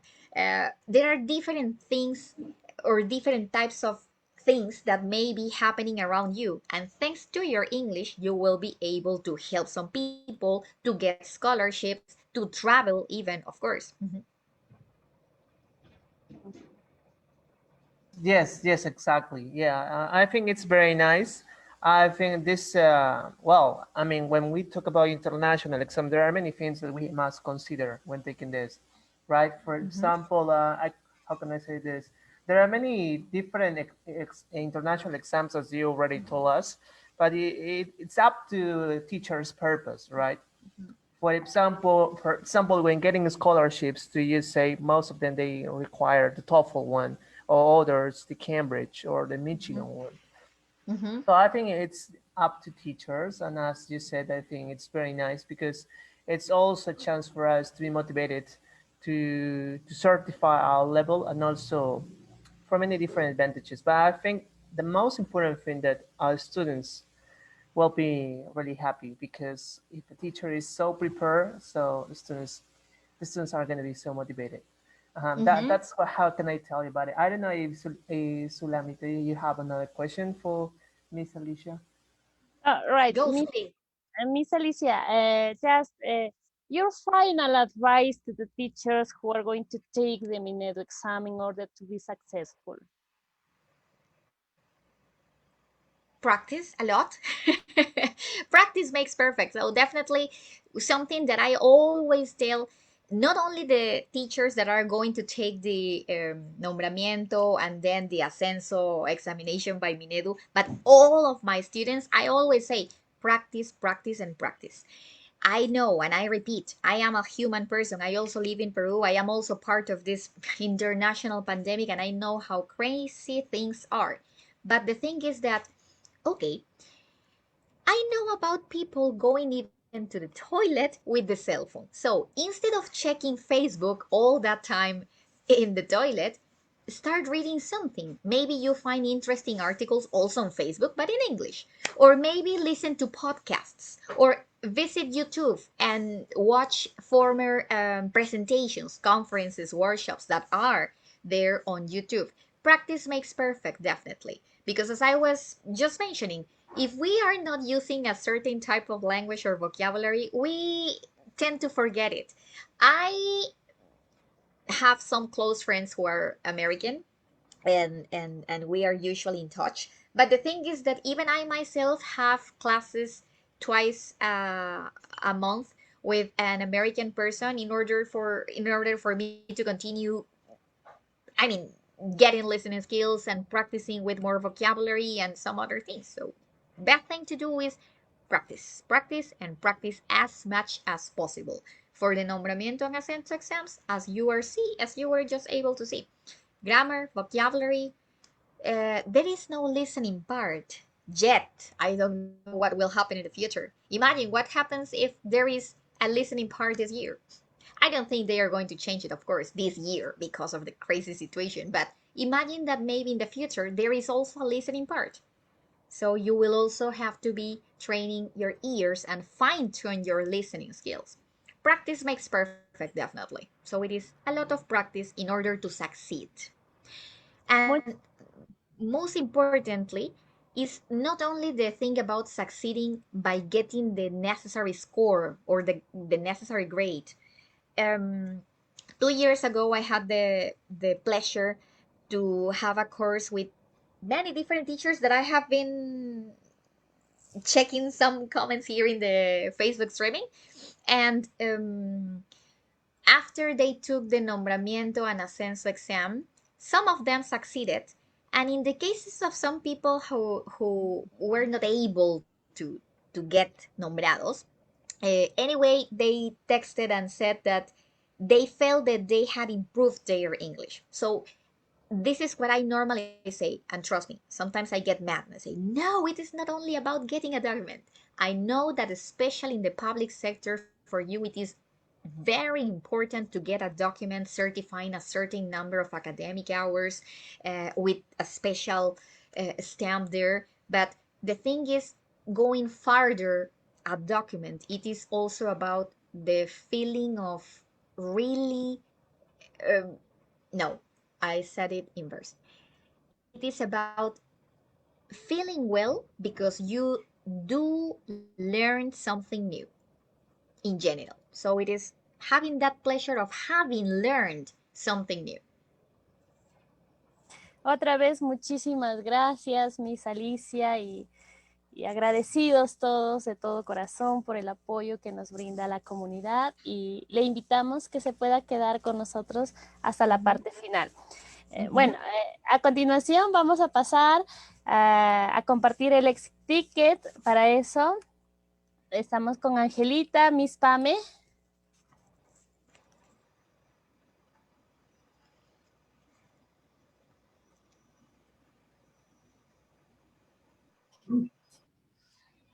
Así Ok. Vamos, ¿estamos listas? Sí, ya listas. Por fin llegó el tan esperado exit ticket. Recuerden que este exit ticket estará solamente disponible por 20 minutos. Así que ya lo tienen en la pantalla. A ver, Miss Ángela, si lo podemos deletrear para que quede claro el link del exit ticket. Empezamos, Miss. A ver, es https://cutt.ly/e mayúscula, T mayúscula, I minúscula, P3. Son las siglas de la comunidad y obviamente nuestro tercer webinar. ¿Sí? Lo vamos copiando. Así es, voy a repetir. Sí, vamos a ver, https://cutt.ly/e mayúscula, T mayúscula, I minúscula, P3. Así es, teachers, ya Tenemos saben, el link 20 minutitos para llenar el exit ticket. Ahí nosotros estamos solicitando sus correos electrónicos por donde se les hará llegar el material adicional. El video del día de hoy estará grabado aquí en Facebook y también lo vamos a colgar en YouTube, ¿verdad, Miss? Sí, tenemos un canal en YouTube también con el nombre de la página English Teachers in Peru. Ahí también se pueden suscribir para que les lleguen las notificaciones de los vídeos. Ahí se van a colgar los vídeos de los 3 webinars que hemos tenido hasta ahora, o sea, el del sábado pasado, el de ayer y el de hoy, y así hasta que termine el ciclo de webinars. Todos los webinars serán colgados ahí también en nuestro canal, así que suscríbanse y pónganle la campanita para que le llegue la notificación cuando ya hayamos colgado los vídeos de los webinars. Así Bien. es. Vamos comentándoles un poco, creo, sobre los próximos webinars, ¿no? Teachers, ya Así saben. es, seguimos con el ciclo de webinars. Tomen captura, Seguimos con el ciclo de... Sí, muy bien. Seguimos con el ciclo de webinars.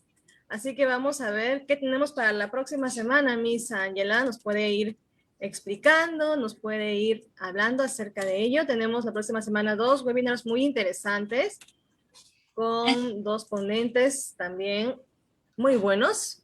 A ver, Miss Ángela, empezamos con el primero, please. El primero es el teacher Jaime Luis, que va a estar con nosotros trabajando Digital Tools to Design Adaptations for Aprendo en Casa. Esto será el día viernes 19 de febrero a las 6 de la tarde, así que estén pendientes, por favor. Ya saben que nosotros vamos a estar publicando los banners y también para que ustedes puedan marcar su asistencia allí y que les pueda salir la campanita cuando estemos transmitiendo. Y el siguiente es... El siguiente es con el teacher Enrique Liñán Saavedra. Él nos hablará sobre tips to sharpen listening skills in the classroom. Esto será el día sábado 20 de febrero a las 6 de la tarde vía Facebook Live, como hoy, ¿no? Por la página de English Teachers in Peru. Y ya saben, la mecánica, o sea, es la misma, ¿no? Estar atentos al webinar. Al final se les pasará el exit ticket, donde ahí recién colocarán sus correos en los cuales se les va a enviar el material de los webinars, ¿no? Así que estemos atentos que en la próxima semana pues seguimos con los Summer Webinars que están muy interesantes para nuestro desarrollo profesional. ¿Verdad, Miss Ángela? Así es. Muchísimas gracias a todos ustedes por habernos acompañado el día de hoy. Ángela, ¿se me escucha? Sí, ahí está justo María. Sí, Miss. Sí. ¿Cómo está? Muchísimas gracias a las dos por todos los detalles tan importantes para los próximos webinars. Como ya lo mencionaron Pamela y Angelita, muchos hemos tenido algunos problemas o de repente falta de conocimiento en algunos aspectos para poder adecuar nuestras sesiones de aprender en casa, de repente el tema del diseño, o ejercicios adicionales, en este caso la adecuación que hacemos. El día viernes vamos a tener a Jaime, como ya lo han mencionado ya las administradoras, que nos va a dar una sesión completa de cómo hacerlo, así que es imperdible. Y por supuesto el día sábado, repito, tenemos a Mr. Enrique Liñán Saavedra, que nos tiene un tema que por supuesto también está considerado dentro del temario del Ministerio de Educación para el examen que van a tener todos los que desean postular a nombramiento, contrato, ascenso, que es Tips to Sharpen Listening Skills in the Classroom. Entonces tenemos dos webinars imperdibles. Pasamos a la siguiente parte, que es la más triste para nosotras, ¿no? Llegó el momento de despedirnos. It's time to say goodbye. Muchísimas gracias a todos. Thank you so much for your participation. Y por supuesto, encendemos las camaritas, querida Alicia. He estado realmente muy atenta a todo el desarrollo del webinar del día de hoy. Mil gracias, Alicia, porque siempre estás dispuesta a poder colaborar con la comunidad, por tu generosidad, por haber aceptado esta invitación. Realmente estoy 100% agradecida, toda la comunidad te lo agradece. Los teachers el día de hoy han estado escribiendo y escribiendo, agradeciendo el webinar que les has podido dar hoy día con todas tus explicaciones, realizando estos ejercicios que para ellos son tan importantes. Hemos tenido más de 750 participantes que han estado pendientes de todo el desarrollo. Saludos que hemos recibido desde Egipto, México, Colombia, Ecuador, además de todos los teachers peruanos que siempre están enganchados. Ha sido realmente un día exitoso para nosotros, para la comunidad, porque todo el aporte que has tenido el día de hoy ha llegado a maestros que realmente lo necesitan. Una vez más, querida Alicia, millones de gracias por haber participado en este webinar. Gracias a ti, Mariela, a todo el admin team de English Teachers in Perú, que es una comunidad enorme de profesores que, como decía, ya no solamente se limita ahí en Perú, sino en muchísimas partes. Gracias a ustedes por siempre la gentil invitación. Hoy día, como te comenté, me he escapado de la última clase, de la última hora de clase de la maestría para poder compartir con todos los teachers aquí. Pero definitivamente siempre es un placer poder estar con colegas. Me da muchísimo gusto siempre leer en los comentarios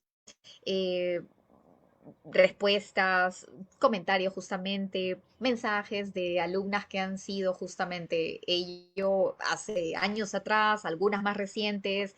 Es siempre un placer poder compartir con la comunidad de English Teachers en Perú y sobre todo sabiendo que en realidad es justamente la esencia de esta comunidad el promover, compartir con la mayoría de docentes sin ningún otro afán, que es el vamos a decir, el pilar que siempre me anima también a participar con ustedes, ¿no? Porque tienen el objetivo claro y siempre es el hecho de compartir con los colegas. Entonces, siempre es loable eso, Mariela, y a todos los chicos del equipo.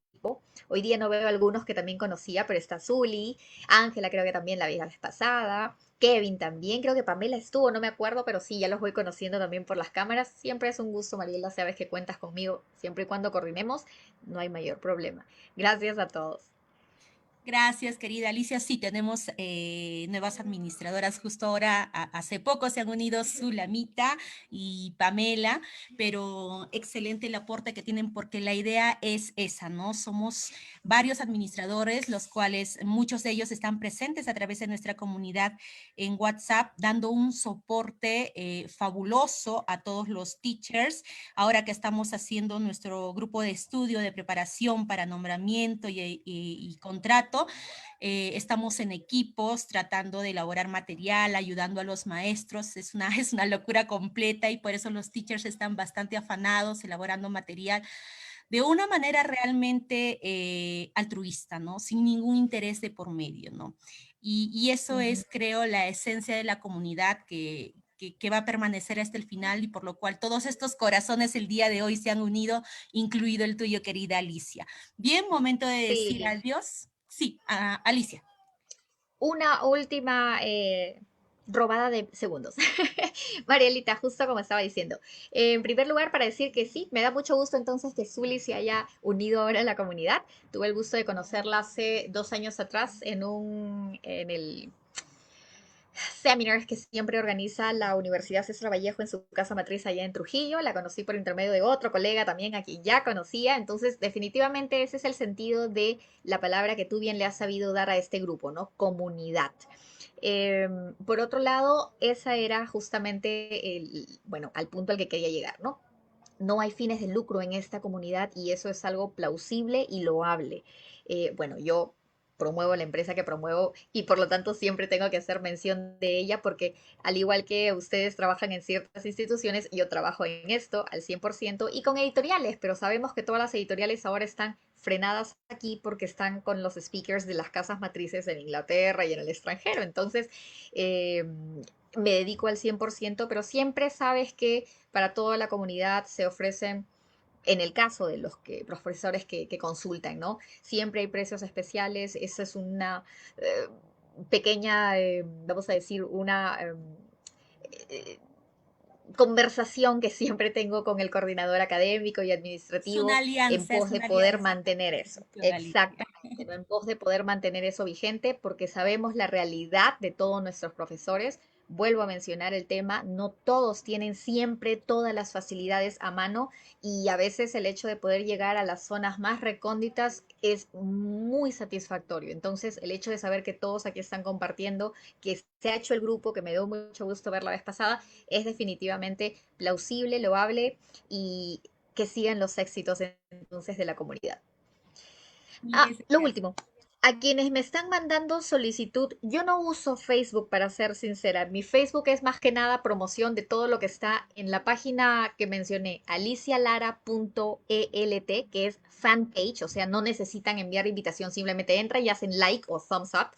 Y lo mismo las otras, porque como digo, si me mandan request, está un poco difícil que acepte porque no suelo entrar, simplemente tomo una foto de algo de inglés y lo comparto, pero no suelo entrar mucho a Facebook en sí. Entonces, más factible es que den like a las fanpages, por si acaso, porque justo veía algunos mensajes. Thanks so much. A ti, Alicia, muchas gracias. Y en realidad, de repente, aquí acotar algo pequeñito, que es que en realidad hay muchas instituciones que están en este ámbito, ¿no? De dar capacitaciones y las capacitaciones que se dan para el área de inglés son pocas y las que realmente son de calidad, pues podría yo decir que tampoco es que abunden. Y bueno, nosotros que hemos llevado algunos cursos con la institución que dirige Miss Laras, podemos dar fe de la calidad. En ese sentido, sí, 100% recomendado. Y bien, ahora sí, nos despedimos todo. El equipo administrativo, todos los demás que no están presentes, sé que sus corazones están aquí, están trabajando arduamente para los proyectos que estamos emprendiendo desde la comunidad. Y desde aquí nos despedimos, Sulamita Chukten, Miss Pamela Salazar, Ángela Salazar Barreda, Kevin Laura de la Cruz, Mariela Condorena, mi persona y por supuesto nuestra querida Alicia Lara. Bye bye, teachers. Bye, bye.